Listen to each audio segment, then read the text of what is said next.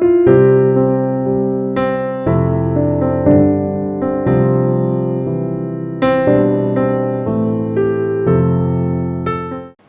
அறிவு சார்ந்த மனித வர்க்கத்தினுடைய வெற்றியை குறிப்பது புத்தகம். ஏன்னா அதில் அறிவு பதிவாகிறது.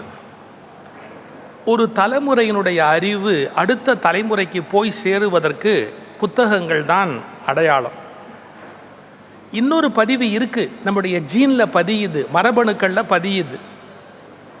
தொடர்ந்து நாம் எதை நினைக்கிறோமோ, எதை பேசுகிறோமோ, எதை சிந்திக்கிறோமோ, எதை செய்கிறோமோ, அது கொஞ்சம் கொஞ்சமாக நம்முடைய மரபணுக்களிலும் ஒரு பதிவை ஏற்படுத்துது. ஆனால் அதுக்கு ரொம்ப வருஷக்கணக்கான தலைமுறையாக அது பதியணும். கொஞ்சம் வேடிக்கையாக இருக்கும். 7 தலைமுறை தொடர்ந்து ஒரு விஷயத்தை சிந்திச்சுக்கிட்டே இருந்தால் 7ஆவது தலைமுறைக்கு அது இயல்பில் கிடைக்கும். இதெல்லாம் நம்பிக்கை சார், அறிவுபூர்வமாக நிரூபிக்கப்பட்டதான்னு கேட்பாங்க. ஒரே ஒரு விடை தான் இருக்குது. 2 விதையை கலந்து ஒரு புது இனத்தை உருவாக்குற போது, ஒரு வாழையிலேயோ இல்லை வேறு ஏதோ ஒரு தாவரத்திலேயோ உண்டாக்கும் போது, நீங்கள் அந்த விதையை எடுத்து மறுபடியும் உற்பத்தி பண்ணால் 7 தடவை அது பயிர் பண்ணுகிற போது ஏதாவது ஒரு ஒரிஜினல் தாய் வழியோ தந்தை வழியோ போயிடுதுன்னு கண்டுபிடிச்சிருக்காங்க. அப்போ அந்த 7 அப்படிங்கிற நம்பரில் என்னமோ ஒரு ரகசியம் இருக்குது. அது மரபணுக்களில் பதியுது அப்படிங்கிற அந்த கொள்கையில் ஏதோ ஒரு நியாயம் இருக்கலாம். அப்படி இல்லைனாலும் எனக்கு ஒன்றும் நஷ்டம் இல்லை. ஆனால் மரபணுக்களில் அறிவு பதிகிற மாதிரி தலைமுறையாக காத்திருக்காம ஒரு மனிதனுடைய அறிவு புத்தகத்தில் பதிந்து ஆர்வம் உள்ளவர்களுக்கு அது அப்படியே கிடைக்கக்கூடிய ஒரு வாய்ப்பு இந்த புத்தகங்களுடைய பெரிய கொடை.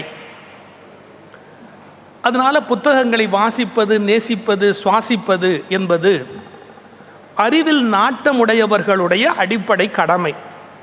நம்ம ஒருத்தர் சந்திச்சா சௌக்கியமானு கேட்குறோம். சௌக்கியமா? பெருவாரியான பேர் ஏன் கேட்குறான்னா, அவன் சௌக்கியமாக இருக்கக்கூடாதுங்கிற ஆசையோடையே கேட்பான். சௌக்கியமானு கேட்பானே ஒழிய அவன் சௌக்கியமாக இருக்க மாட்டான்ற ஐடியாவோடையே கேட்பான். சௌக்கியம்னு சொன்னால் சில பேருக்கு இவன் சௌக்கியம் போயிடும். ஆனால் சந்திச்சுக்க போதெல்லாம் சௌக்கியமானு கேட்குறமே, உண்மையில் நம்ம என்ன கேட்கணும் தெரியுமா? நம்ம அறிவுடைய மனித சமூகம். நம்ம புதுசாக ஒருத்தரை பார்க்குறோம் அப்படின்னா முதல்ல கேட்க வேண்டிய கேள்வி என்ன தெரியுமா? நீ லேட்டஸ்ட்டாக என்ன புக்கு படிச்சேன்னு கேட்கணும். ஏன்னா இது மனித இனத்தினுடைய அடையாளம். நீ சமீபத்தில் என்ன புஸ்தகம் படித்த அப்படின்னு கேட்கணும். மன்னிச்சுக்கங்க, இன்றைக்கி அப்படி கேட்குற பழக்கம் இல்லை. நீங்கள் லேட்டஸ்ட்டாக என்ன படிச்சிங்கன்னு யாரையும் கேட்குறது இல்லை. ஏன் கேட்குறது இல்லைன்னா, அப்படி படிக்கிறவன் நமக்கு ஃப்ரெண்டாக இருக்க மாட்டான்னு தெளிவாக இருக்கான். ஆனால் அறிவுடைய ஒரு சமூகம் தன்னுடைய உறவை, நட்பை பார்க்கிற போது நீங்கள் சமீபத்தில் படித்த புஸ்தகம் என்ன அப்படின்னு கேட்பது இந்த புத்தக திருவிழாவிலிருந்தாவது தொடங்க வேண்டும் என்பது என்னுடைய வேண்டுதல். நீங்கள் லேட்டஸ்ட்டாக என்ன படிச்சிங்க? இந்த கேள்வி ஒரு பெரிய மாற்றத்தை சமூகத்தில் உண்டு பண்ணும். படிக்கணுங்கிற ஆர்வத்தை கண்டிப்பாக உண்டு பண்ணும். படித்ததை பகிர்ந்துக்கணும் அப்படிங்கிற ஆர்வத்தையும் உண்டு பண்ணும். நாம் சில புத்தகங்கள் தெரியாமல் இருந்திருக்கலாம். நான் இதை படித்தேன்னு சொன்னால் அது எங்கே, என்ன விஷயம் நம்ம கேட்டுக்கிறதுக்கு வாய்ப்பு இருக்குது. அதனால் புத்தக திருவிழாவுக்கு வருகிறவர்கள் இனி குறைந்தபட்சம் அடுத்தவர்களை பார்க்கும்போது நீங்கள் லேட்டஸ்ட்டாக என்ன புத்தகம் படிச்சிங்கன்னு கேட்டால் ஒரு நல்ல மாறுதல் மனித வர்க்கத்தில் உண்டாகும் என்று நான் நம்புகிறேன். நான் தினமணியில் தொடர்ந்து எழுதினேன், நீ நான் நிஜம் அப்படின்னு ஒரு தொடர் கட்டுரை. அது செல்ஃப் இம்ப்ரூவ்மெண்ட் அப்படிங்கிற அந்த பேனரில் அந்த கட்டுரை போச்சு. ஆனால் சாதாரணமான அந்த வழக்கமான தன்னம்பிக்கை, சுய முன்னேற்றம் அதை குறித்து நான் எழுதணும்னு அதை எழுதலை. முதல்ல ஆரம்பத்தில் ஒரு 7-8 அத்தியாயம் அப்படி தான் எழுதினேன். அதன் பிறகு அதில் வேறு சில செய்திகளை உள்ளடக்கி நான் எழுதினேன். அதை உங்களோட பகிர்ந்துக்கிறதுக்கு நான் இந்த மேடையை பயன்படுத்திக்க வேணும்னு நினைக்கிறேன். இந்த நீ நான் நிஜம்ங்கிறது ஏதோ ஒரு அட்ராக்டிவாக இருக்கணுங்கிறதுக்காக நான் கொடுத்த தலைப்பு இல்லை. உண்மையிலேயே ஒவ்வொரு மனிதனும் நீ அப்படிங்கிறத பற்றி கவலைப்படுற அளவுக்கு நான் அப்படிங்கிறத பற்றி கொஞ்சம் கவனம் செலுத்தினா ஒரு பெரிய மாற்றம் வரும் அப்படிங்கிறது என்னுடைய அபிப்பிராயம். அது என்ன, நீலேருந்து நானுக்கு வா, நீயிலிருந்து நானுக்கு வா அப்படிங்கிறனா. யாரை பாருங்க, அவன் எப்படி ட்ரெஸ் பண்ணியிருக்கான், அவங்க என்ன பேசுகிறாங்க, அவங்க என்ன நினைக்கிறாங்க, அவங்க எப்படி பணம் சேர்த்துட்டாங்க, அவங்க எப்படி ஊழல் பண்ணியிருக்காங்க, அவங்க எப்படி நல்லது பண்ண மாட்டேங்கிறாங்க, இப்படி எல்லாம் நீ நீ நீ யாரையோ பற்றி எப்போ பார்த்தாலும் அந்த கருத்து சிந்தனை போய்கிட்டே இருக்கு. நான் இல்லாமல் இல்லை, நமக்கு நான் இருக்கு. ஆனால் அந்த நான் எப்படி இருக்குன்னு கேட்டால் ஒரு சுயநலமான தேடலில் தான் நான் நிற்கிறதே ஒழிய தன்னை பற்றிய ஆய்வாக நிற்கலை.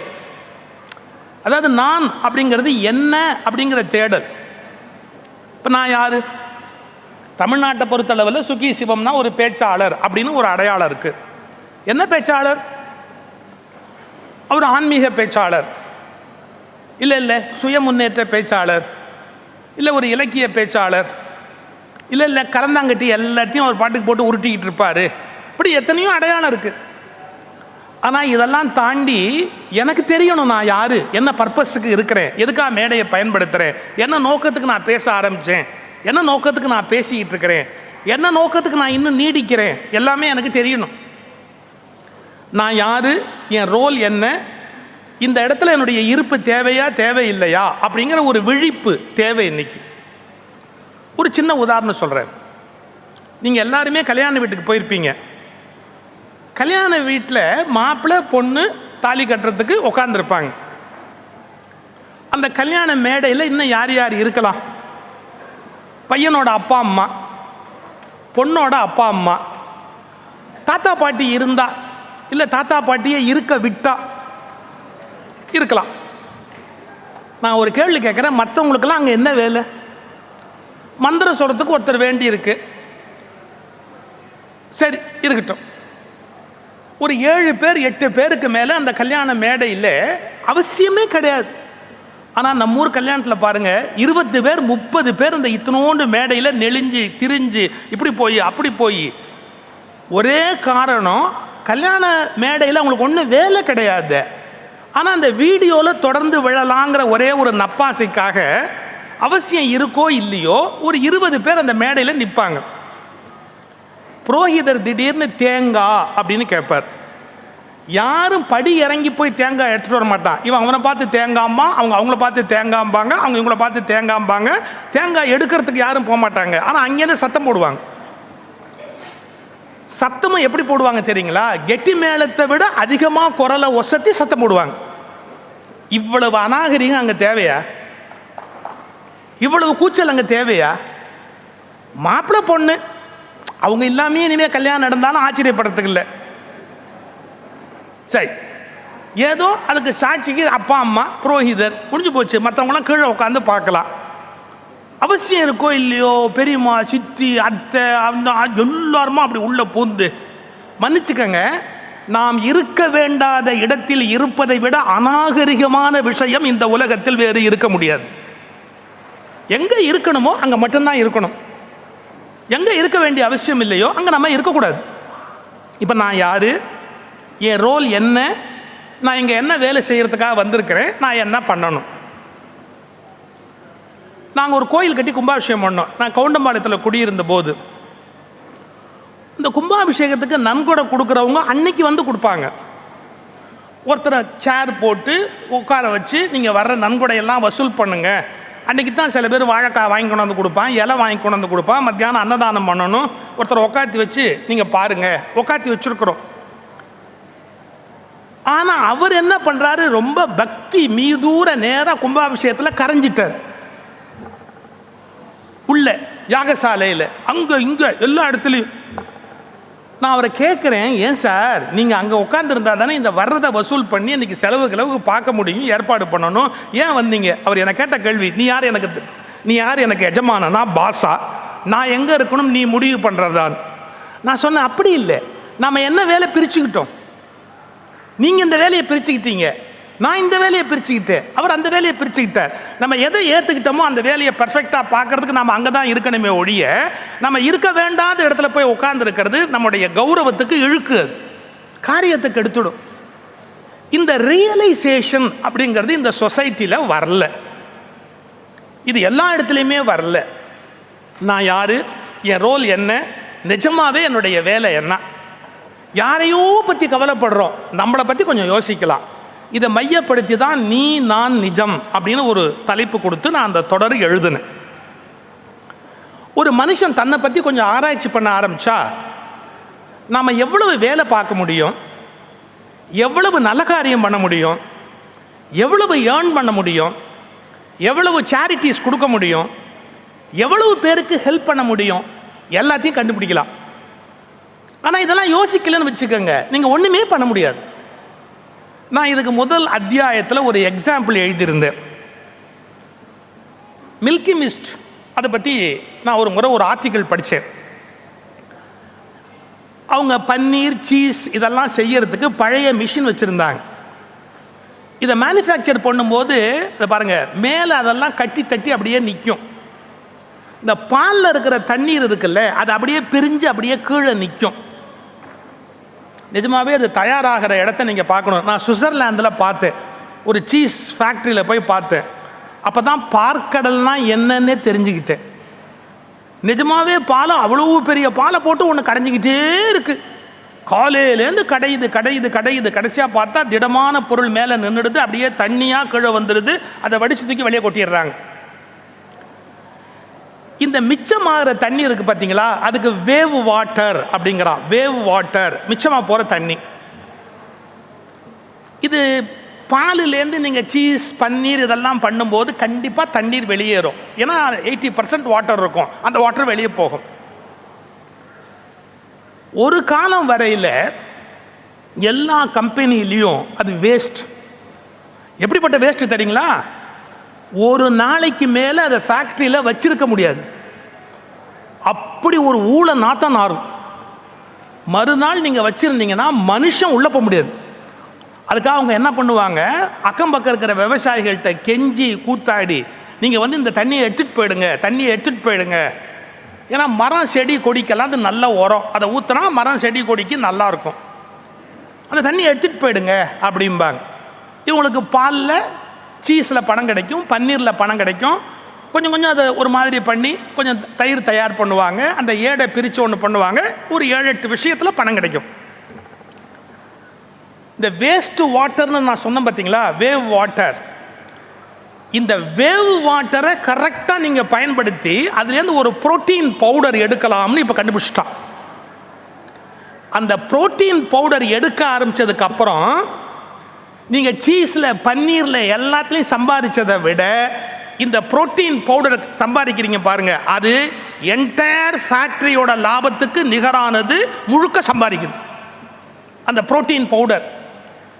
இவ்வளவு காலம் எது வேஸ்ட்டுன்னு வெளியே கொட்டினாங்களோ, கரெக்டாக அதுலேருந்து புரோட்டீன் பவுடர்னு ஒன்று பிரிக்கலாம்னு கண்டுபிடிச்ச உடனே நீங்கள் இதிலெல்லாம் சம்பாதிச்சதை விட 8 மடங்கு 10 மடங்கு வேஸ்ட் வாட்டர் சம்பாதிச்சு கொடுக்குது. இதைத்தான் சொல்கிறேன், தம்பி, உனக்குள்ளும் ஒரு பார்க்கடல் இருக்கிறது, கொஞ்சம் கடைந்து பார். 7-8 மகாலட்சுமிகள் மாலையோடு உனக்கு மாலை சூட தயாராக இருக்கிறார்கள். எதை நீ வேஸ்ட் வாட்டர் என்று கொட்டி கொண்டிருக்கிறாயோ அதை கடைந்து பார். 7-8 மகாலட்சுமிகள் மாலையோடு உனக்கு கழுத்தில் அணிவிப்பதற்கு தயாராக இருக்கிறார்கள். இதுதான் வாழ்க்கை. இதை நான் எப்படி பயன்படுத்தலாம், இதை எப்படி நான் இன்னும் ரீமாடல் பண்ணலாம், எப்படி மாடிஃபை பண்ணலாம், என்னோட ஒர்க்கை நான் இன்னும் எப்படி ஷார்ப்பன் ஆக்கலாம், நான் எப்படி இன்னும் சொசைட்டிக்கு யூஸ்ஃபுல்லாக இருக்கலாம். இதை நம்ம யோசிக்க ஆரம்பிச்சோன்னு வச்சுங்க, என்ன சம்பாதிக்கிறோமோ அதை மாதிரி 7-8 மடங்கு சம்பாதிக்கலாம். என்ன சர்வீஸ் பண்ணுறோமோ அது மாதிரி 10 மடங்கு சர்வீஸ் பண்ணலாம். நம்ம இந்த உலகத்துக்கு நிறைய செஞ்சுட்டு நாமளும் இந்த உலகத்துலேருந்து வேணுங்கிறத பெற்றுக்கொள்ளலாம். உலகத்துக்கு நிறைய செஞ்சுட்டு உலகத்தை விட்டு போகலாம். இந்த டெக்னிக் தான் வாழ்க்கையில் நான் யாரு, என் சக்தி என்ன, என் பலம் என்ன அப்படின்னு கண்டுபிடிக்கணும்.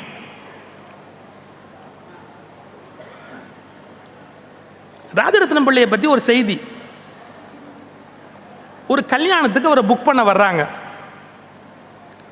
இது ராஜரத்னம் பிள்ளையா காரக்குறிச்சி அருணாச்சலமானு எனக்கு நினைவு இல்லை, ஏதோ அந்த 2 பேருடைய வாழ்க்கையில் ஏதோ ஒருத்தருடைய வாழ்க்கை அது. ஒரு கல்யாணத்துக்கு ஒருத்தர் பணக்காரர் புக் பண்ண வர்றார். எவ்வளவு பணம் கொடுக்கணும்னு கேட்குறார். இவருக்கு என்ன சங்கடம்னு கேட்டிங்கன்னா, பக்கவாத்தியம் கூட இருக்கிறவங்க எல்லாம் உட்காந்துருக்காங்க. நாம் எவ்வளவு பணம் கேட்குறோங்கிறது அவனுக்கு தெரியப்படாது, சிக்கல் வரும். அதுக்காக நாசுக்காக யோசிக்கிறார். அப்புறமா பேசிக்குவோமே என்றார். ஒரு 2-3 பேருக்கு முன்னாடி எங்கள் பேச்சாளர்களுக்கே அந்த குணம் உண்டு, இன்னொரு பேச்சாளர் இருந்தால் விவரமெல்லாம் சொல்ல மாட்டாங்க. அவருக்கு தர்ம சங்கடம். அதனால் கல்யாண வீட்டுக்கார்ட்ட சொல்கிறார், தேதி மட்டும் கன்ஃபார்ம் பண்ணிக்கோங்க, மற்றதெல்லாம் அப்புறம் பேசிக்கலாம் அப்படின்னு. அவர் புரிஞ்சுக்கிட்டார். நீங்கள் நான் உங்களுக்கு என்ன கொடுக்கணும் அப்படிங்கிறத இதில் எழுதி கொடுங்கன்னார். ஏன்னா வாய் திறந்து அவர் சொல்ல விரும்பலேன்னு தெரிஞ்ச உடனே இப்படி நோட் புக்கை நீட்டினார். இது எவ்வளவுக்கு உண்மைன்னு தெரியாது, சம்பவம் சொல்கிறாங்க. அவர் என்ன பண்ணிக்கிட்டு இருந்திருக்கிறாரு, 1000 ரூபாய் வாங்கின காலத்தில் கூட ஒரு சைஃபர் போட்டார். இப்படி எழுதி கொடுக்கும்போது கூட ஒரு சைஃபர் போட்டார்.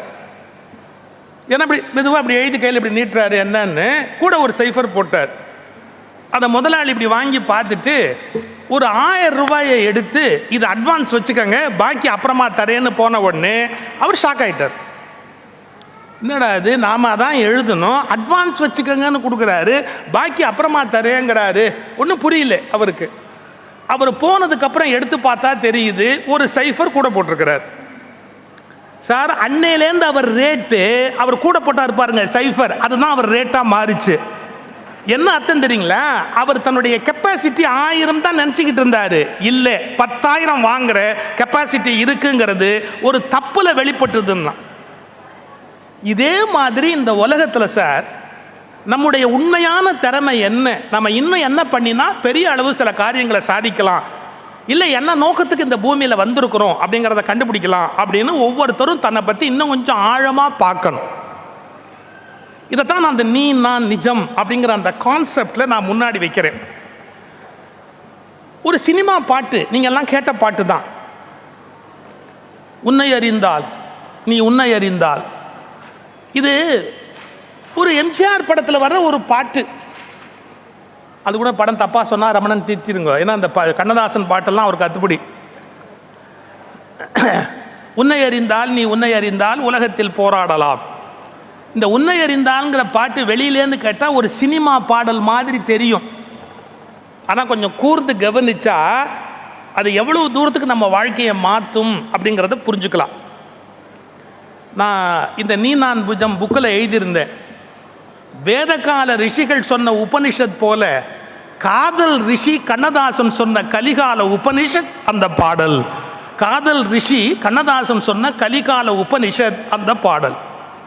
ஏன்? உன்னை அறிந்தால் நீ உன்னை அறிந்தால், நீ யாருங்கிறத மட்டும் நீ கண்டுபிடிச்சிட்ட அப்படின்னா, நீ உன் கெப்பாசிட்டி என்னங்கிறத நீ கண்டுபிடிச்சிட்டேன்னா, நீ உன்னை அறிந்தால் என்ன வேணாலும் சாதிக்கலாம் இந்த உலகத்தில்.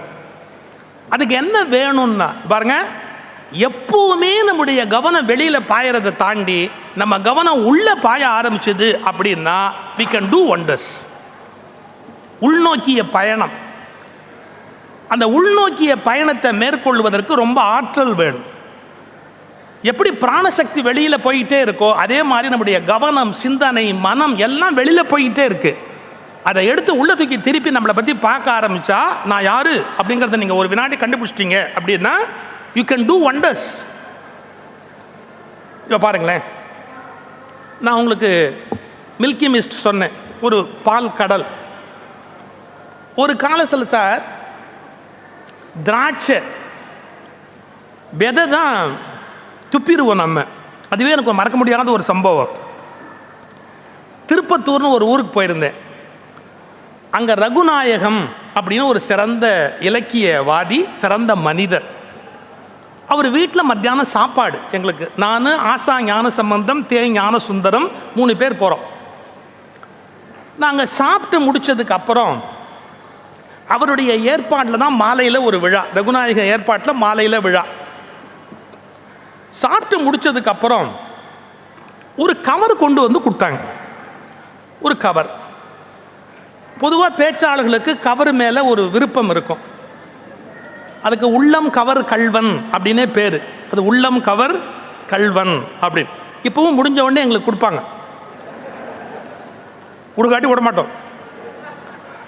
இந்த கவர் சார், அவர் வீட்டில் நாங்கள் சாப்பிட்ருக்குறோம், ஈவினிங் தான் ஃபங்க்ஷன், ஒரு கவர் கொண்டு வந்து கொடுக்குறாங்க. இந்த கவரில் உள்ள பேமெண்ட் வச்சுருப்பாங்களோன்னு நேச்சுரலாக முதல்ல தோணும். ஆனால் அது அந்த கவர் இல்லை. ஏன் தெரியுங்களா? தபாலில் அவருக்கு வந்த கவர், ரகுநாயகம்னு அவருக்கு வந்திருக்கிற கவர், அது மேலே கட் பண்ணியிருக்கிறார். உள்ளே பார்த்தா ஒன்றுமே இல்லை, உள்ளே எதுவுமே இல்லை. அந்த கவர் கொண்டாந்து கொடுத்தாங்க. இந்த கவரை வாங்கிட்டு உள்ளே ஒன்றுமே இல்லை. இப்படி வேடிக்கையாக நான் ஆசாங்கியாவை பார்க்குறேன், ஆசாங்க என்ன பார்க்குறாரு, எல்லாம் மாறி மாறி ஒருத்தரை பார்த்துக்கிட்டு இருக்கிறோம். அடுத்த 5வது நிமிஷம் அவங்க வீட்டில் திராட்சை தட்டில் வச்சு கொண்டு வராங்க. நீங்கள் திராட்சையில் இந்த விதை வந்ததுக்கப்புறம் அதை எவன் மூஞ்சியில் துப்புறதுன்னு ஒரு பிரச்சனை வரும். நீ கொடுத்த பாவத்துக்கு ஓ மூஞ்சியில் துப்புறதா இல்லை நானே வாங்கி பேக்கெட்டில் போட்டுக்கிறதா, ஒரு குழப்பம் வரும். நான் அந்த ரகுநாயகத்தை பார்த்து சொன்னேன், சார் நீங்கள் ரொம்ப எக்ஸலண்ட்டான ஆள் சார். ஏன்னா அந்த சாப்பிட்டுட்டு அந்த விதையை எதில் துப்பணுங்கிறதுக்கு முதல்ல கவர் கொடுத்துட்டு அப்புறம் திராட்சை கொடுத்தார் சார். அவர் இது மாதிரி ஒரு பிளானிங் உள்ள மனுஷனை பார்க்குறதே கஷ்டம். துப்புறதுக்கு முதல்ல கவரை கொடுத்துட்டார், அந்த விதையை துப்புறதுக்கு அப்புறமா அந்த திராட்சையை கொண்டு வந்து வச்சார். இப்போ நாமெல்லாம் ஆரம்பத்தில் விதை உள்ள திராட்சை தான் சாப்பிட்ருக்குறோம் ஒரு காலகட்டத்தில். இப்போ சீட்லெஸ்ன்னு கொண்டாந்துட்டான், விதை இருக்க வேண்டாம் அப்படின்னு கொண்டாந்துட்டான். பட் என்னுடைய தனிப்பட்ட அபிப்பிராயம், இது எவ்வளோ தூரத்துக்கு ப்ரூவன்லாம் எனக்கு தெரியாது, என்னுடைய அபிப்பிராயம் விதை இல்லாத பொருள்களை சாப்பிடக்கூடாது என்பது என்னுடைய தனிப்பட்ட கருத்து. ஏன்னா ஒரு உயிரினத்தினுடைய ஆற்றல் சேமிக்கப்படுகிற அந்த தன்மை உடைய தாவரத்தை மட்டும்தான் உட்கொள்ள வேண்டுமே ஒழிய விதையற்ற பொருள்களை சாப்பிடுவது என்பது மனித குலத்துக்கு நல்லதல்ல என்பது என்னுடைய தீர்மானமான கருத்து. தட் இஸ் டிஃபரண்ட், அது வேற. அதை ப்ரூவ் பண்ணுற அளவு எனக்கு சக்தி இல்லாமல் இருக்கலாம், ஆனால் அதை உணர்ற அளவு எனக்கு சக்தி உண்டு. ரைட், அதை தள்ளி வச்சிருங்க. இப்போ லேட்டஸ்டாக கண்டுபிடிச்சிருக்கான். என்ன கண்டுபிடிச்சிருக்கான்? திராட்சையை விட அந்த திராட்சை விதை தான் உங்களுக்கு நிஜமாவே உடம்புக்கு நல்லது. மெடிசன் அதுக்கு லட்சக்கணக்கான ரூபாய் விலை கொடுக்க தயாராக இருக்கிறான். ஏன்? இன்சோமினியா வேற பல வியாதிகளில் கஷ்டப்படுறவங்களுக்கு அந்த திராட்சை விதை அருமையான மருந்து அப்படின்னு இப்போ கண்டுபிடிச்சிருக்கான். இப்போ நீங்கள் நிறைய டேப்லெட்ஸ்லேயே போட்டிருப்பா பாருங்க, இந்த மாதிரி அந்த திராட்சையோட சீடில் இது செய்யப்பட்டதுன்னு மாத்திரை நிறைய இருக்குது. சைக்காட்ரிஸ்டே பல பேர் எழுதுவாங்க. மன அமைதி தருவது அது மிகச்சிறந்த மருந்து. அது அந்த திராட்சை எது விதை. இதை ஒவ்வொரு காலம் நம்ம என்ன பண்ணிக்கிட்டு இருந்தோம்? எப்பவும் துப்பிக்கிட்டே இருப்போம். அந்த திராட்சை விதையை துப்பிட்டு போவோம். யோசிச்சு பாருங்க, அந்த விதை இன்னைக்கு லட்சக்கணக்கான ரூபாய் மதிப்புடையது ஒரு மனிதனுக்கு அப்படின்னு கண்டுபிடிச்சிருக்கா. எதை நாம தூணு வெளியில துப்புனோமோ அதை பார்த்து இப்போ ஆணு வாயை பழக்கும்படியா அந்த விதை இன்னைக்கு மரியாதைக்குரியதா மாறிப்போச்சு. அதோட அருமை நமக்கு தெரியல, அது எவ்வளவு விலை மதிப்பற்ற பொருள் அப்படின்னு நமக்கு தெரியல. இப்ப கண்டுபிடிச்சிருக்கான்.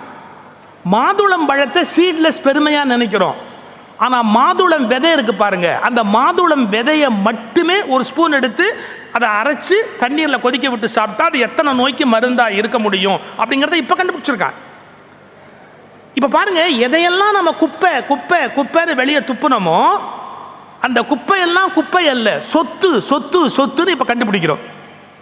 சார், ஞானம் வரும்போது சொத்து குப்பைன்னு கண்டுபிடிப்போம், ஆனா அறிவு வரும்போது குப்பை சொத்து தான் கண்டுபிடிக்க வேண்டாமா? இதே கோயம்புத்தூர்ல ஒரு மாநகராட்சி தொழிலாளி குப்பையை பிரித்து பண்ற தொழிலை எடுத்து மாதம் 6 லட்சம் ரூபாய் சம்பாதிக்கிறார் அப்படின்னு பேப்பர்ல நியூஸ் வந்தது. இதே கோயம்புத்தூர்ல ஒரு மாநகராட்சி தொழிலாளி குப்பைகளை பிரித்து கொடுக்குற தொழில் பண்ணி 6 லட்சம் ரூபாய் மாசம் சம்பாதிக்கிறாரு அப்படின்னு ஒரு நியூஸ் வந்தது. இந்த உலகத்தில் எதுவுமே வேஸ்ட் இல்லை சார், அதை எப்படி யூஸ் பண்ணணும்னு கண்டுபிடிக்கணும். சத்யசாய் பாபா போற போக்கில் ஒரு வார்த்தை சொல்வார், சப்பாத்தி கள்ளி மட்டம்னு சொல்ற, வாழையும் நெல்லும் ஒசத்தின்னு சொல்ற, அப்படி சொல்லாத. சப்பாத்தி கள்ளிய வேலியா போட்டு உள்ளுக்குள்ள வாழையை வச்சேன்னா வாழையும் நல்லா இருக்கும், சப்பாத்தி கள்ளியும் பயன்படும். எங்க வச்சிருக்கிறோங்கிறத பொறுத்ததுன்னார். எதுவுமே வேஸ்ட் கிடையாது, அதை எப்படி பயன்படுத்துறோம் அப்படிங்கிறத பொறுத்தது, அதை எப்படி யூஸ் பண்றோம் அப்படிங்கிறத பொறுத்தது. ஸோ நமக்கு சில டைம் கிடைக்கும், வேஸ்டா சில டைம் கிடைக்கும், அதை ப்ராப்பரா யூஸ் பண்ணணும். நமக்கு சில திறமை இருக்கும், அதெல்லாம் சரியா பயன்படுத்த மாட்டோம், அதை ப்ராப்பரா பயன்படுத்தணும். எதையெல்லாம் வேஸ்ட்டுன்னு நினைக்கிறோமோ அந்த வேஸ்ட்டை எல்லாம் எப்படி மாற்றுறது, எப்படி கன்வெர்ட் பண்ணுறது அப்படின்னு கண்டுபிடிக்கணும். இதை கொஞ்சம் திட்டமிட்டு நம்ம செய்ய ஆரம்பித்தோம்னா வாழ்க்கையில் மிகப்பெரிய உயர்ந்த இடத்தை அடையலாம். இதுக்கு என்ன வேணும்? எதையும் வேடிக்கை பார்க்குற மனோபாவம் நமக்கு இருக்கக்கூடாது. சரியாக சொல்கிறதா இருந்தால், நான் ரொம்ப கோபத்தில் சொல்கிறதா இருந்தால், அந்த பராக்கு பார்க்குற புத்தியும்பான். சில பேர் எதுனாலும் ஆனும் பராக்கு பார்த்துட்டு நிற்பான். எதுக்கு நிற்கிற? அங்கே ஒரு 40 பேர் நின்னா இவனும் நிற்பான். ஏன்டா நிற்கிறேன்? அவன்லாம் நிற்கிறான், நானும் நிற்கிறேன் அப்படின்பா. அவன் நிற்கிறான், நீயும் நிற்கிற அந்த இடத்துல. உனக்கு அவசியமா அந்த இடத்துல அவன் போய் நிற்கிறாங்கிறதுக்காக நீ நிற்கணுமா? சார், ரோட்டில் ஆக்சிடென்ட் ஆகிடுது. ஆக்சிடென்ட் ஆகி ஒரு கூட்டம் சேருது. நம்ம காரில் போகிற போது காரை நிறுத்தி ஜன்னல் வழியாக அந்த இடத்த எட்டி பார்க்குறோமே, இதை விட முட்டாள்தனம் உலகத்தில் ஒன்று உண்டா? நம்ம நின்னோம்னா பின்னாடி வர எத்தனை வண்டி டிராஃபிக் ஜாம் ஆகும், எவ்வளவு தப்பு. வேணும்னா ஓரங்கட்டி போய் நிறுத்தி போய் பார்க்கணும். இல்லை, ஒரு பெரிய கொடுமை, ஒரு பையன் ஆக்சிடென்ட் ஆனவனுக்கு உதவ மாட்டேங்கிறான். ஆனால் என்னன்னு வேடிக்கை பார்க்கணும்னு மட்டும் ஆசைப்படுறான். அதை வேடிக்கை பார்க்கணும், இதை வேடிக்கை பார்க்கணும் அப்படின்னு மட்டும் ஆசைப்படுறான். இதுக்கு பேர் பராக்கு பார்க்குற புத்தின்னு பேர். சாரி, இதை நம்ம என்னவா கன்வெர்ட் பண்ண தெரியுங்களா? கவனம், கவனித்தல். பார்ப்பது வேறு, வேடிக்கை பார்க்கறது வேறு, கவனிப்பது என்பது வேறு. நான் ஒரு வார்த்தை சொல்றேன், இந்த உலகத்தில் யார் வெற்றி பெறுகிறார்கள்? கவனிக்கிறவர்கள் வெற்றி பெறுகிறார்கள். இதுதான் இந்த உலகம். கவனிக்கணும். எல்லாரும் ஹரிச்சந்திரன் நாடகத்தை வேடிக்கை பார்த்தான். இந்த காந்தின்னு ஒரு மனுஷன் தான் அந்த நாடகத்தை கவனிச்சார். கவனிக்கிறவர்கள் வெற்றி பெறுகிறார்கள், வேடிக்கை பார்க்கிறவர்கள் வீணாய் போகிறார்கள். கவனிக்கணும், என்ன நடக்குது அப்படிங்கிறத கவனிக்கணும். ஒவ்வொரு விஷயத்திலுமே நம்முடைய கவனம் ரொம்ப ஷார்ப்பாக அந்த இடத்துல இருக்கணும். ஒரு சம்பவம் சொல்கிறேன் பாருங்க.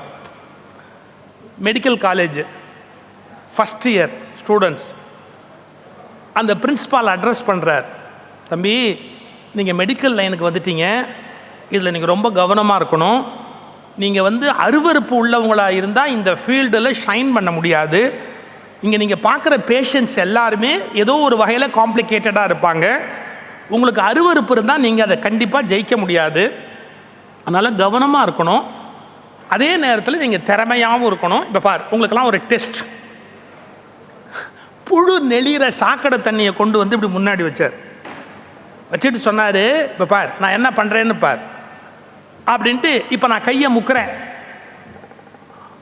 அப்புறம் இதை பாரு என்ன பண்ணுறேன் பார் அப்படின்னு டக்குன்னு வாயில வச்சுட்டு. இதை யாராவது நீங்கள் செஞ்சீங்கன்னா 10 மார்க்கு கொடுப்பேன். ஃபஸ்ட்டு செமஸ்டரில் 10 மார்க் கொடுப்பேன். யாராவது வாங்க. பல பேர் பார்த்தா மெடிக்கலே வேணாம், சாக்கடைக்குள்ளே கையை விட்டு அதை வாயில கொண்டு வச்சு பெரிய மனுஷன் மாதிரி பிரின்சிபால் பேசுகிறான். இதுக்கு 10 மார்க் வேறையா? ஒன்றும் வேணாம். ஒரே ஒருத்த எந்திரிச்சு கிட்டக்க கேட்டான், கண்டிப்பாக 10 மார்க்கு உண்டா சார்? உண்டு. உடனே அந்த விரலை வச்சான் பாருங்க, வச்சுட்டு அப்படி வாழிச்சு அப்படியே ஒரே வினாடி அருவருப்பில் வாந்தி எடுத்து கீழே விழுந்தான். எந்திரிச்ச உடனே கேட்டான், 10 மார்க் உண்டா சார்? வாதியார் சொன்னார், கிடையாது. ஏன்? நீ 2லையுமே ஃபெயில் ஆயிட்ட. கவனமும் இல்லை, அருவருப்பும் உனக்கு போல. நான் 2 விஷயம் சொன்னேன், நல்ல கவனின்னு சொன்னேன், அருவருப்பு இருக்கக்கூடாதுன்னு சொன்னேன். நீ 2லையுமே ஃபெயில் ஆயிட்ட. எப்படி சார் சொல்றீங்கன்னா, நான் இந்த விரலை நினைச்சேன், இந்த விரலை என் வாயில வச்சேன், அதை எவனாவது கவனிச்சிங்களான்னு. ஒரு நுட்பம், ஒரு செகண்ட். நான் விரல் வைக்கும் போது இந்த விரலை வச்சேன், ஆனால் வாயில கொண்டு போய் வைக்கும் போது இந்த விரலை வச்சேன். இந்த நுட்பத்தை யாராவது கவனிச்சிங்களா? உனக்கு அருவருப்பும் போல கவனமும் இல்லை, அப்புறம் நீ எப்படி சக்சஸ்ஃபுல் டாக்டராக இருக்க முடியும்னு கேட்டார். இது நான் விளையாட்டுக்காக சொல்கிற கதை. அதாவது கவனம்ங்கிறது ரொம்ப முக்கியம். ஷார்ப்பாக கவனிக்கணுங்க என்ன நடந்தது அப்படின்னு. கவனிக்கிறது இல்லை சார். எங்கள் மாமனார் மேஜிஸ்ட்ரேட்டு. இது வேற, நான் கவனம் இல்லாத ஆளுன்னு ஆரம்பிக்கும் போது அவரை பற்றி சொல்கிறது அது. ஆனால் உண்மைதான், அவர் ரொம்ப கவனம் உள்ள ஆளாக இருந்தால் எனக்கு பொண்ணு கொடுத்துருக்க மாட்டார். அது ஏதோ கொஞ்சம் லேட்டாக நீக்கு போக்காக இருந்ததால தான் நான் எனக்கு பொண்ணு கொடுத்த காலத்தில் நான் வெறும் பேச்சாளர். நான் இவ்வளோ காஸ்ட்லி பேச்சாளர் நான் வருவேன்னு அவருக்கு எதாவது தெரியுமா? தெரியாது. ஏதோ தைரியத்தில் கொடுத்தார், போயிட்டு போகிறார். அவர் மேஜிஸ்ட்ரேட். என்கிட்ட ஒரு தடவை சொல்கிறார், மாப்பிள்ளை ஒரு சாமியார் நம்ம வீட்டுக்கு வந்திருக்கிறார், பூஜை பண்ணுறார். எப்படி பூஜை பண்ணுறாரு தெரியுமா? கடைசியில் அந்த பஞ்சாமிரத்துலேருந்து முருகன் எடுக்கிறாரு, வேல் எடுக்கிறாரு, எல்லாம். மாப்பிள்ளை வாங்கோ, அந்த பூஜைக்கு வாங்கோன்னார். நான் போனேன். ஒரு 10 நிமிஷம் எல்லாத்தையும் பார்த்துட்டு நான் பாட்டுக்கு மாடியில் போய் உட்காந்துக்கிட்டேன். அப்புறம் முடிஞ்சது. மாப்பிள்ளை என்ன நீங்கள் அந்த சாமியாரை நம்பலையா? ஏன் இப்படிலாம் பண்ணீங்க, நீங்கள் உள்ளே வரமாட்டேன்ட்டீங்க, அவர்கிட்ட விபூதி கூட வாங்க மாட்டேன்ட்டீங்க, ஏன் மாப்பிள்ளை மேலே போய் உட்காந்துக்கிட்டீங்க? நான் சொன்னேன், மாமா அவர் முருகன் எடுத்தார், வேல் எடுத்தார், உண்மையிலேயே அவரை உள்ளே வைக்க வேண்டிய ஆள் நீங்கள். வேற எவனாவது அவரை பெயிலில் எடுக்க ட்ரை பண்ணணும், நீங்கள் உள்ளே வைக்க வேண்டிய ஆள். ஆனால் நீங்கள் விவரம் இல்லாமல் வேடிக்கை பார்த்துக்கிட்டு இருக்கிறீங்க. என்ன மாப்பிள்ளை சொல்கிறீங்க? பஞ்சாமிர்தத்திலேருந்து முருகன் எடுத்தார். வெண்டைக்காய் 1 கிலோ பேரிச்சம்பழத்தை அப்படியே உள்ளே போடுறான், அதில் 3 முருகனை ஒழிச்சு வைக்கலாம். இப்படி கொத்த அந்த பேரிச்சம்பழத்தை எடுத்து உள்ளே போடுறான். பஞ்சாமிரத்தை போட்டு பிசையும் போது அந்த பஞ்சாமிரத்துக்கு அவர் கொண்டு வந்திருக்கிற அந்த பேரிச்சம்பழத்தை உள்ளே போடுறாரு. அதில் தான் அந்த முருகன் உட்காந்துருக்குன்னு அவருக்கு தெரியல. நான் சொன்னேன், இவனை உள்ளே வைக்க வேண்டிய ஆள் நீங்கள், அவன் என்ன உள்ளே வச்சிருக்கிறான்னு கவனிக்காமல் உட்காந்துருக்கீங்களே, நீங்கள் ஏதாவது உள்ளே வச்சிருக்கீங்களா? அப்படி இருந்தாலும் நீங்கள் யாரையுமே நம்புறதில்லை, உங்களுக்கு ரொம்ப டவுட்டு. அப்படி இல்லை, இந்த உலகத்தில் நிறைய பேர் என்னமோ அற்புதங்கள் பண்ணினா கூட இது எப்படி நடந்திருக்கும் அப்படிங்கிறத விழிப்பு நிலையில் நம்ம பார்க்கணும். யார் என்ன சொன்னாலும் நம்புறதா? அது வாட்ஸ்அப்பில் சொன்னாலும் நம்புறான், நேரில் சொன்னாலும் நம்புறான், யூடியூப்பில் வந்தாலும் நம்புறான். யார் என்ன சொன்னாலும் நம்புறான். எப்படி எப்படி நம்பலாம்? அது எப்படி சான்ஸு? நீங்கள் விழிப்பு நிலையிலேருந்து கவனிக்க வேணாமா? இல்லை, இந்த மாதிரி ஒரு தவறு நடந்திருக்கிறதுக்கு வாய்ப்பு உண்டு அப்படி நம்ம கவனிக்கணுமா இல்லையா? சரி, இதுவாது விடுங்க, இது ரிலீஜியஸ் ஃபெய்த், இதை பற்றி நம்ம டீப்பாக நான் பேச முடியாது. எல்லாரும் அஃபண்ட் ஆகிடுவாங்க. என்னமோ நான் அவங்கள காயப்படுத்துறதாகவும், நான் ஒரு நாஸ்திகன்னும், அவங்களெல்லாம் காயப்படுத்துறத என் வேலைன்னும், மதத்துக்கு எதிராக பேசுகிறேன்னும் தேவையில்லாமல் கொடி பிடிப்பாங்க. சார், ஒரு வார்த்தை சொல்கிறேன், மதத்தை விட உண்மை பெரியதுங்கிறத எல்லா மதத்துக்காரனும் உணரணும் சார். மதத்தை விட உண்மை பெரியதுங்கிறத எல்லா மதத்துக்காரனும் உணரணும் சார். எல்லாரும் என்ன நினைக்கிறான், அவன் மதம் மட்டும் கரெக்டு, மற்ற மதமெல்லாம் தப்புன்னு நினைக்கிறான். ஒன்று புரிஞ்சுக்கோப்பா, எப்படி இன்னொரு மதத்தில் தப்பு இருக்க முடியுமோ அதே தப்பு ஓ மதத்திலையும் ஓ மதத்தோட வேத புஸ்தகத்திலையும் இருக்கும், உண்டு. இப்போ நான் பேசும்போது அதை சொல்ல முடியாது. ஏன் சொல்ல முடியாது? எனக்கு ஒரு எல்லை இருக்கு. நான் என்னுடைய மதத்திலேருந்து சில விஷயங்களை கேலி பண்ணலாம், இன்னொரு மதத்திலேருந்து நான் சொல்லக்கூடாது, எனக்கு அதுக்கு உரிமை கிடையாது. நல்லா தெரிஞ்சுக்கங்க, வேற மதங்களில் பிழை இல்லைன்னு பொருள் அல்ல, அதை சொல்ல எனக்கு உரிமை இல்லைன்னு நான் மௌனமாக இருக்கிறேனே ஒழிய, அது நாகரிகம் இல்லை அப்படிங்கிறதுக்காக மௌனமாக இருக்கிறேனே ஒழிய அதில் இல்லைன்னு பொருள் அல்ல. எல்லா மதங்களிலுமே பிழை இருக்கு, முட்டாள்தனம் இருக்கு. டெக்ஸ்ட்டை எடுத்து படிக்கணும். நம்ப முடியாத விஷயம் இருக்கு, சயின்ஸுக்கு விரோதமான விஷயம் இருக்கு, ரொம்ப அல்பத்தனமான ஸ்டேட்மெண்ட்ஸ் இருக்கு. நீங்க எல்லாத்தையும் பொறுமையா படிச்சு பாருங்க, பயப்படாதீங்க. ஐயோ, இது அந்த மதத்தோட வேத புஸ்தகம், ஐயோ இந்த மதத்தோட வேத புஸ்தகம். யார் என்ன சொன்னாலும் சரி, உங்களுக்கு உள்ள இருக்கிற ஒளி தான் முக்கியமே ஒழிய அந்த வேத புத்தகத்தில் இருப்பது என்பது பெரிய விஷயம் அல்ல. உள்ள இருக்கிற ஒளி எல்லாத்தை விட மேலானதுங்கிற ஒரு தெளிவு, அதுதான் நிஜம். அந்த உள்ள போய் கண்டுபிடிக்க வேண்டிய விஷயம். அங்க இருக்கிற இரவல் அறிவுக்காக பயப்படக்கூடாது, அதை விடுங்க. இப்ப கவனி அப்படிங்கிறதுக்கு ஒரு லௌகீகமான உதாரணம் சொல்றேன். கவனிக்கிறதுங்கிறது என்னங்கிறதுக்கு சொல்றேன் பாருங்க. எனக்கு சண்முக வடிவேல்னு ஒரு நல்ல நண்பர், பேச்சாளர் இங்கே வந்தார். என்னுடைய ரொம்ப வெரி க்ளோஸ் ஃப்ரெண்ட்ஸில் ஒருத்தர் சண்முக வடிவேல். அவர் பள்ளிக்கூடத்தில் ஆசிரியர். அசம்பிளி நடக்குது, ஸ்டூடெண்ட்ஸ் அசம்பிளி நடக்குது. ஹெட் மாஸ்டர் என்ன சொல்றாரு, பிடி மாஸ்டரை கூப்பிட்டு, அசம்பிளி முடித்த உடனே பசங்கள்லாம் ஓடுவாங்க, அப்படி ஓடக்கூடாது, எல்லாரும் வரிசையாக கிளாஸுக்கு போகணும், அது உங்கள் பொறுப்பு. பிடி மாஸ்டரை கூப்பிட்டு, உங்கள் பொறுப்பு, டிசிப்ளினாக போகணும், நீங்கள் பார்த்துக்குங்க அப்படின்னு. எல்லா ஸ்கூல்லையும் பிடி மாஸ்டர் ஒரு விசிலோடைய அலைவார், பார்த்துருக்கீங்களா? ஏதோ ஆடு மாடு மேய்க்கிற மாதிரி இந்த பசங்களை மேய்ச்சிக்கிட்டே போவார். வாழ்க்கையிலேயே அநாகரிகமான விஷயம் சார், நம்மை இன்னொருவர் மேய்க்கிற வாழ்க்கை இருக்கு பாருங்க, அதை விட துரதிருஷ்டவசமான வாழ்க்கை இந்த உலகத்தில் ஒன்றுமே கிடையாது. நாம தான் நம்மளை கண்ட்ரோல் பண்ணிக்கணும் ஒழிய இன்னொருத்தர் நம்மளை கண்ட்ரோல் பண்ண முடியாது ஒரு வாழ்க்கை வாழவே கூடாது. சரி, அசம்பிளி முடிஞ்சது, பசங்கள்லாம் கிளாஸுக்கு போங்கிற, டிஸ்பர்ஸ் ஆகி போங்கன்னு ஹெட் மாஸ்டர் சொல்கிறார். 3 பையன் சார், 3 பையன் இந்த லைனில் நிற்காம சரேல்னு குறுக்க பூந்து ஓடிட்டான், அந்த பக்கம் ஓடிட்டான். பிடி மாஸ்டர் பிடிச்சிட்டார், பிடிச்சி பெரம்பால விளாசுறார், அட்டி பின்னி எடுக்கிறார், அடிக்கிறார் பெரம்பால. முன்னெல்லாம் அடிக்கிறதுக்கு உரிமை உண்டு, ஆசிரியர்கள் அடிக்கலாம். இப்பெல்லாம் ஆசிரியர்கள் அடிக்கக்கூடாதுன்னு சொல்லி போலீஸ்காரனை விட்டு சட்டம் அடிக்குது. எப்பவுமே ஆசிரியர் குச்சியாவது கொஞ்சம் சின்னதாக இருந்திருக்கும், போலீஸ்காரர் லத்தி அதை விட முரட்டுத்தனமாக இருக்கும். என்னுடைய அபிப்பிராயம், அன்னைக்கு வாத்தியார் அடித்த போதாவது பல பேர் திருந்துறதுக்கு வாய்ப்பு இருந்தது. போலீஸ்காரன் அடித்து எவனும் திருந்தினதா வரலாறே கிடையாது. வாத்தியார் அடிச்சிருக்கலாம், சின்ன குச்சி திருத்தி இருக்கலாம், போலீஸ்காரன் நெத்தியால் அடித்து அவனு திருந்த முடியாது. இதெல்லாம் சமூகத்துக்கு புரியல. கண்டிக்கக்கூடிய தாய் தகப்பன் கிட்டேருந்து கூட உரிமையை பறிச்சுட்டோம் சார். கண்டிக்கக்கூடிய ஆசிரியர் தாய் தகப்பனுக்கு ஒரு பிள்ளை மேல இருந்த உரிமையை கூட நம்ம இன்னைக்கு சட்டத்தின் பேரால பறிச்சுட்டோம். வெறும் சோறு போட்டு 18 வயசு வரைக்கும் வளர்க்கறதா நம்ம வேலையா? நம்ம என்ன ஆடு மாடு கோழி வளர்க்குறோமா? நம்முடைய குழந்தைகளுக்கு நாம சில விஷயங்களை கண்டிப்பா சொல்லித்தர வேண்டிய கட்டாயம் இருக்கலாம். எல்லாத்துக்கும் சட்டம் இன்னைக்கு குறுக்க நிற்கிது. உன் பிள்ளைங்க அடிக்க முடியாது அப்படின்னு. அடிக்க முடியாதுன்னு சொல்ற நம்முடைய அரசாங்கம் பிள்ளைக்கு சோறு போடவோ படிப்பு கொடுக்கவோ வளர்க்கவோ தயாரா இல்லை. மற்ற கடமையெல்லாம் அரசாங்கம் செய்ய மாட்டேங்குது. ஆனால் அடிக்கக்கூடாதுங்கிற சட்டத்தை மட்டும் மேல்நாட்டை பார்த்து காப்பி அடித்து எல்லா நாடும் போட ஆரம்பிக்குது. எங்கே மேல்நாட்டை காப்பி அடிக்கணும், எங்கே ஒரிஜினலாக திங்க் பண்ணணும்னு தெரியணும். நான் ஒரு கேள்வி கேட்கட்டுமா? மேல்நாட்டு அப்போ சொத்தை விற்று குழந்தைய இன்ஜினியரிங் படிக்க வைப்பானா? அப்போ ப்ராவிடன்ட் ஃபண்டை கொடுத்து பொம்பளை பிள்ளைக்கு கல்யாணம் பண்ணி வெளியே அனுப்புவானா? எந்த அப்பம் பிள்ளைக்கு சொத்தை விற்கிறானோ ப்ராவிடன்ட் ஃபண்டை செலவு பண்ணுறானோ அந்த அப்பம் கை நீட்டி அடிக்கக்கூடாதா? கூடாதான் சட்டம். நம்ம பெருசாக கண்டுபிடிச்சிட்டோம், பெற்றவங்களுக்கு கூட இந்த உரிமை இல்லை அப்படின்னு.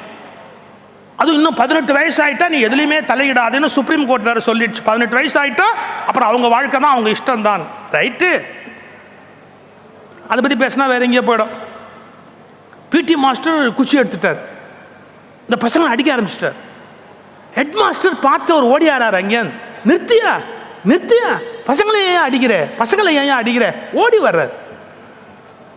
ஏன் அடிச்ச சார்? நீங்கள் தானே சொன்னீங்க இந்த பசங்க லைன்லேருந்து குறுக்க போகக்கூடாது, போனால் டிசிப்ளினை மெயின்டைன் பண்ணுன்னு சொன்னீங்க. அவனுங்க லைனை விட்டு குறுக்க ஓடுனா அடிச்சிட்டு. அந்த ஹெட் மாஸ்டர் ஒரு கேள்வி கேட்டார்.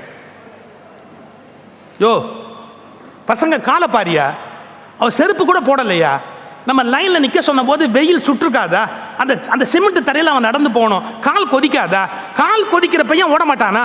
இது கூட கவனிக்காமல் பசங்களை அடிக்கிறியே. யார்? பிடி மாஸ்டரை பார்த்து ஹெட் மாஸ்டர் கேட்குறாரு. நான் லைனில் போகணும்னு சொன்னேன், ஆனால் கால் கொதிச்சாலும் வாங்கிக்கிட்டு போகணும்னு நான் சொல்லலை. அதை மீறி அவன் ஓடினான்னா அதை நீ கண்டுபிடிக்க வேண்டாமா? நீ என்னையா வாத்தியாரு? இதுதான் சார் முக்கியம். ஆசிரியர் பார்த்தார், தலைமை ஆசிரியர் கவனித்தார். இன்றைக்கு கவனிக்கிறவர்கள் தான் தேவையே ஒழிய பார்க்கிறவர்கள் தேவையில்லை. இதான் ரொம்ப அவசியம். பார்ப்பது வேறு, கவனிப்பது வேறு. Why he did that? அவன் ஏன் அதை பண்ணுனான்? அதுக்கான அந்த ப்ராப்ளத்தோட சோர்ஸ் எங்கே இருக்கு, மூளை எங்கே இருக்கு? நீங்கள் நம்ப மாட்டீங்க சார். உடனே அந்த ஹெட் மாஸ்டர் ஒரு காரியம் பண்ணார். அந்த காலத்தில் காலில் செருப்பு இல்லாமல் பள்ளிக்கூடத்துக்கு வர்றதுங்கிறது ரொம்ப சகஜம். ஏன்னா அவ்வளோ வறுமை இருந்தது. ஒரு நிமிஷம், அந்த ஹெட் மாஸ்டர் பேரண்ட் டீச்சர்ஸ் அசோசியேஷனை கூட்டி இந்த ஸ்கூலுக்கு எத்தனை பசங்க காலில் செருப்பு இல்லாமல் வர்றாங்கன்னு கணக்கு பார்த்து எல்லா பசங்களுக்கும் செருப்பு வாங்கி கொடுத்தாரு அந்த தலைமை ஆசிரியர். இதுதான் கவனிக்கிறது. மற்றவங்க டிசிப்ளினை என்ஃபோர்ஸ் பண்ணுறேங்கிறான். டிசிப்ளின் சரி, அவன் வெயிலில் எப்படி நிற்பான், வெயிலில் எப்படி ஓடுவான், ஓடாமல் இருக்க முடியுமா? யோசிக்கணும். விதி முக்கியம் இல்லை சார். இன்னைக்கு எல்லாரும் சட்டத்தையும் விதியையும் பெருசாக பேசுகிறான். ஒரே ஒரு கேள்வி கேட்குறான், எல்லா விதியுமே மனிதனுக்காகத்தானே சார், மனிதனுடைய நன்மைக்கு தானே. இதே ஷண்முகவேலு ஒரு இன்சிடென்ட் சொன்னார். இங்கே சொன்னாரா எனக்கு தெரியாது.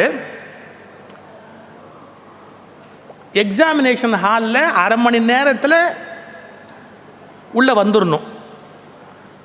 எக்ஸாம் ஸ்டார்ட் பண்ணி 1/2 hour கழித்து ஒரு பெல் அடிப்பாங்க. அதுக்கப்புறம் வெளியிலேருந்து வர்றவன் உட்காந்து எக்ஸாம் எழுத முடியாது. இது ரூல். ஒரு நாள் இவர் சூப்பர்விஷன் போயிருக்கிறார், ஷண்முகவேலு போயிருக்கிறார், சூப்பர்விஷன் போயிருக்கார். ஒரு பையன் லேட்டாக வர்றான். 1/2 மணி அந்த பெல்லை அடிக்கவும் அவன் வாசலில் நிற்கவும் சரியாது. அடிச்சுட்டாங்க, பெல்லை அடிச்சுட்டாங்க. அவனை பார்த்த உடனே இவர் உள்ளவாட எழுது, இந்த எழுது அப்படின்ட்டார். இவங்க சீஃப் சூப்பர்வைசர் பார்த்துட்டார். அவர் மெதுவாக அங்கேருந்து வந்து இவரை கேட்குறார், இந்த பையன் எப்போ வந்தான்? இவர் சொன்னார், பெல் அடிக்கிறதுக்கு முன்னாடி வந்தான்.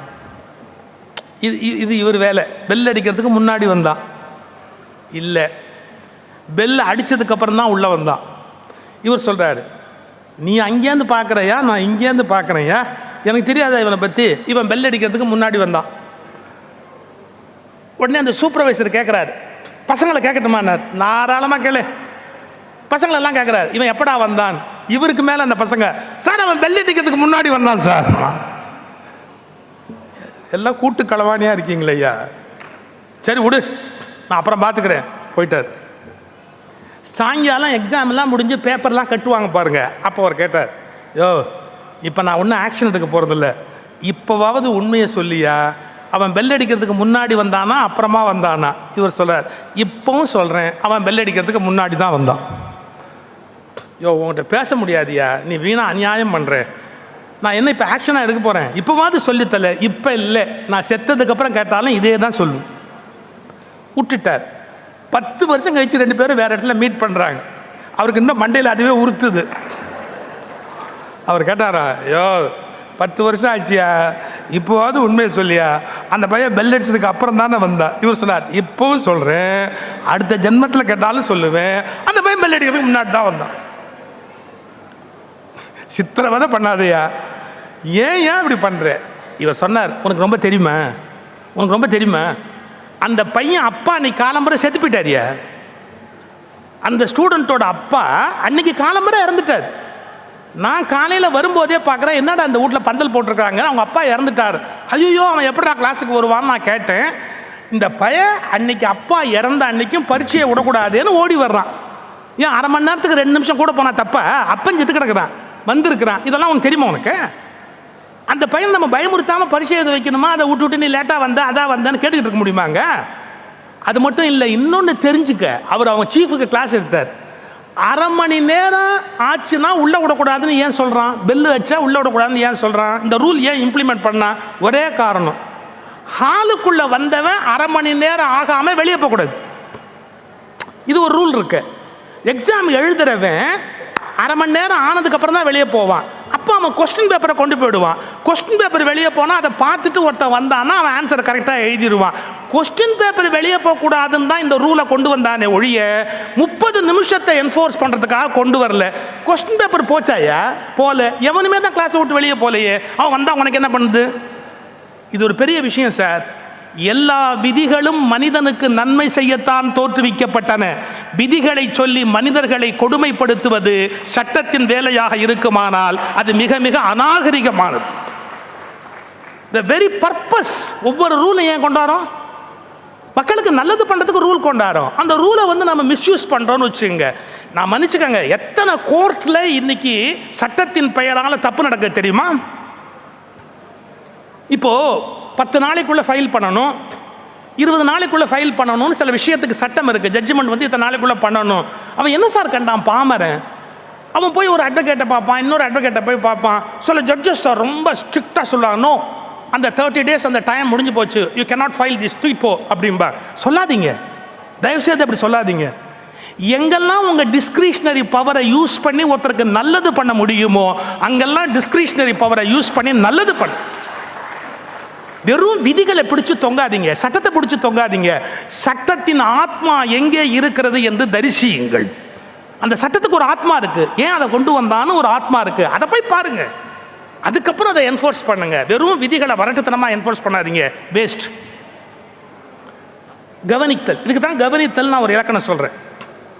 அப்புறம் அடுத்தது, இதில் ஒவ்வொரு சாப்டருடைய தலைப்பை தான் நான் சொல்லிட்டு வரேன். நம்புவதை நிறுத்து அப்படின்னு ஒரு சாப்டர் எழுதியிருக்கிறேன். என்ன நம்புவதை நிறுத்து?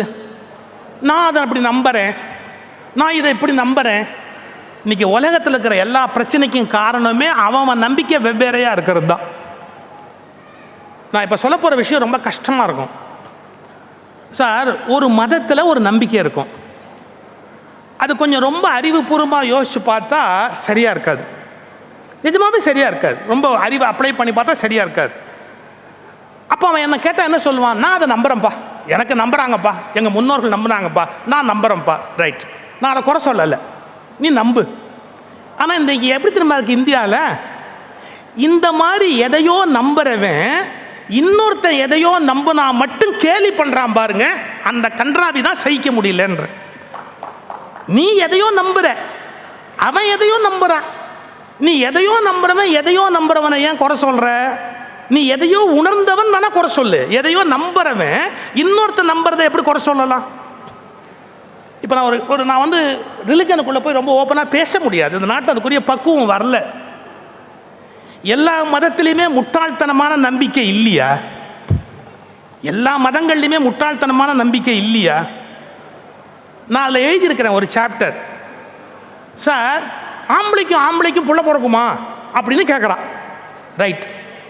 சிவனுக்கும் விஷ்ணுவுக்கும் ஐயப்பன் பிறந்தார் அப்படின்னா ஆம்பளைக்கும் புள்ள பிறக்குமான்னு கேட்குறான். எப்படி சார் கன்னிக்கு ஒரு புள்ள பிறக்குமா அப்படின்னு கேட்டு பார்த்தா இதை பற்றி யோசிப்பானா இல்லையா? அப்ப யாரோ ஒன்று நம்புறாங்க, இவன் எதையோ ஒன்று நம்புறான். எனக்கு என்ன ஆச்சரியம்னா, நம்புகிறவன் இன்னொருவன் நம்பிக்கையை கேலி பேசுகிற கோமாளித்தனம் இந்தியாவை தவிர வேற எந்த மண்ணிலும் நடக்காது. நீ அறிவுள்ளவன் யாரை வேணா விமர்சனம் பண்ணு, ஆனா நம்புறவன் விமர்சனம் பண்ணாத. நீ ஒரு முட்டாள்தனத்தை நம்பிக்கிட்டு இருக்கிற, அவன் ஒரு முட்டாள்தனத்தை நம்பிக்கிட்டு இருக்கிறான். நீ முட்டாளா இருக்கிறவன் அடுத்தவன் முட்டாள்னு பேச உனக்கு என்ன உரிமை இருக்கு? சார், மகாவீரர் காலிலேருந்து தாய்ப்பால் வழிஞ்சுதுன்னு கணக்கு இருக்கு sir.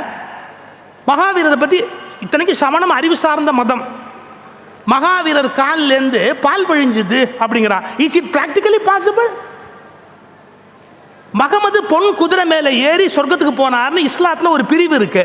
Is it practically possible? இல்லை. நீங்கள் அறிவுபூர்வமாக யோசிச்சா கிடையாது.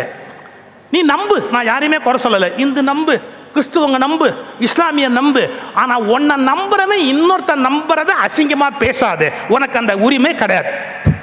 ஏன்னா நீ ஒரு முட்டாள்தனத்தை நம்புற, அவன் ஒரு முட்டாள்தனத்தை நம்புறான், போயிட்டு போகிறான், விட்டுட்டு போ. நீ உண்மையிலே வளரணுமா? என்னுடைய கருத்து, நம்புவதை நிறுத்து, கண்டுபிடி. இப்போ என்ன யாராவது இன்டர்வியூவில் நீங்கள் கடவுள் நம்பிக்கை உள்ளவரான்னு கேட்டால் கிடையாது. நான் நம்புகிற அளவுக்கு அவர் பலவீனமானவர் அல்ல. நான் நம்புகிற அளவுக்கு கடவுள் பலவீனமான ஒரு நபர் அல்ல. எனக்கு கடவுள் நம்பிக்கை கிடையாது, ஆனால் கடவுள் உணர்வு உண்டு. there is a difference. உணர்தல் வேறு, நம்புதல் வேறு. நான் பரமாத்மாவை உணர்ந்திருக்கிறேன், நம்புவதில்லை. நம்புவது கொச்சையான வார்த்தை, தெரியல யாருக்குமே. இந்த உலகம் சார் உருண்டேங்கிறத சொன்னான், செத்தே போனான் சார் அவன். ஏன் எல்லாரும் தட்டேன்னு நம்புனான் சார், தட்டேன்னு நம்புனான். உருண்டேன்னு சொன்னவன உதப்பேன்னா அவன் என்ன பண்ணுவான்? அவனை சொன்னாங்க, இந்த வேறு மரியாதையா தட்டேன்னு சொல், இல்லாட்டி கொன்னுடுவோம். அவன் எழுதுனான் பாருங்க, அவன் புத்தகத்தில் திருத்தம். இந்த உலகம் தட்டையானது என்று பல பேர் நம்புவதால் நானும் அதை தட்டை என்று இப்போது ஒப்புக்கொள்கிறேன். ஆனால் நான் ஒப்புக்கொள்வதால் அது உருண்டையா தட்டையா என்ற உண்மை மாறாது. அது எப்போதும் போல் உருண்டையாகவே இருக்கும்.